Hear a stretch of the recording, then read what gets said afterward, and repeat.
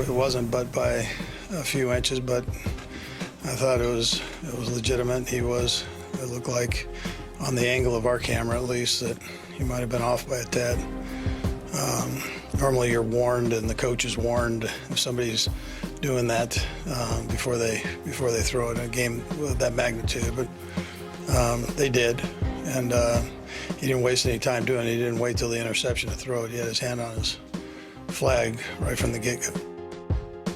Andy Reid talking about that key offside penalty on D. Ford, who was lined up in the neutral zone. And Peter, watching the game at home, that you could see the flag on the ground at the snap. It wasn't the typical they throw it straight up in the air. It was just he knew it was coming, and he just threw it straight down to the ground.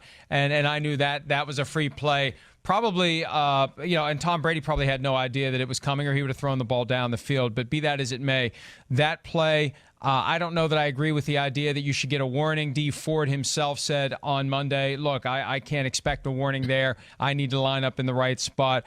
And Reid also complained about the roughing the passer penalty, and he was, I think, a little more forceful in his concerns about that one. That kept the drive alive for the Patriots, or helped fuel the drive when the Patriots were down by 3 or 4 points in the fourth quarter. And the replay made it obvious that Chris Jones did not hit Tom Brady in the head, even though Clete Blakeman concluded he did. But a couple of bad calls, not as bad as Rams-Saints, but a couple of questionable calls coming out of that Chiefs-Patriots game.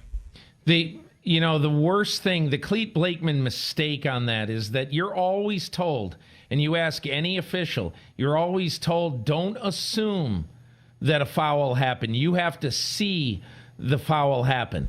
And Clete Blakeman assumed that Chris Jones raked his hand over the face and face mask of Tom Brady, judging by what he saw apparently from behind. And he didn't do it. It was a terrible call. Now, as far as the D. Ford call, I had a bunch of people email me, and say, why didn't you write about the D. Ford thing? That was a cheap call, blah, blah, blah, blah, blah. And as far as officials warning players, very often during games, a receiver will go to the side and he'll look over at the side judge and he'll say, am I okay? In other words, am I either on the line or am I back enough from the line so we have enough players on the line of scrimmage? And they'll tell them. But there's two reasons why this is not correct in this case. Number one, the 110 decibels of noise, there's no way that a guy standing 20 yards away, and monitoring the play of the line, or 15 yards away, is going to be able to be heard in that environment at that moment. That's number one. And number two, you can't expect an official to save you on every snap. Hey, move back 79 or move back 90. You can't expect that. So it's a ticky-tack call, but it's a call that was correct to be made at that time.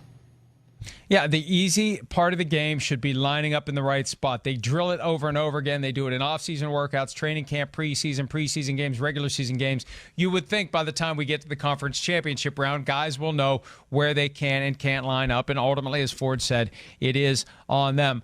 Your point on the roughing the passer penalty, this falls into that bucket of calls where if, in my view, you put a video official at the game site, that's an area where that video official gets on the horn with Clete Blakeman and says, pick the flag up. There was no roughing the passer. And Clete says, thought I saw it. Sorry, didn't see it. And you move forward.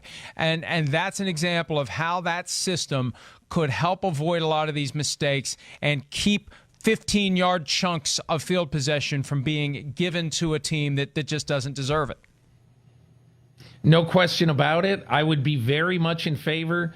This falls under the category of, in the first hour when we talked about the coach who texted me last night and basically said the playoffs are too big, they're too important. Coaches ought to have more challenges in the playoffs than they have in the regular season.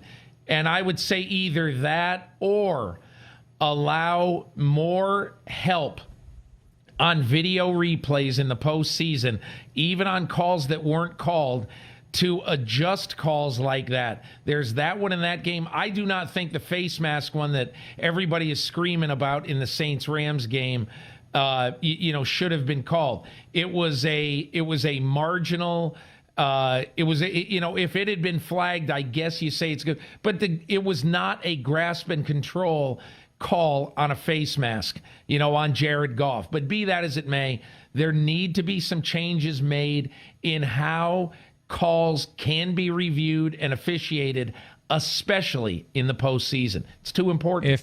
If they're not going to do it now, Peter, they never will. And here's hoping they do it. Hi, I'm Mike Tirico, and thanks for watching. Make sure to hit subscribe for the latest news and highlights from NBC Sports.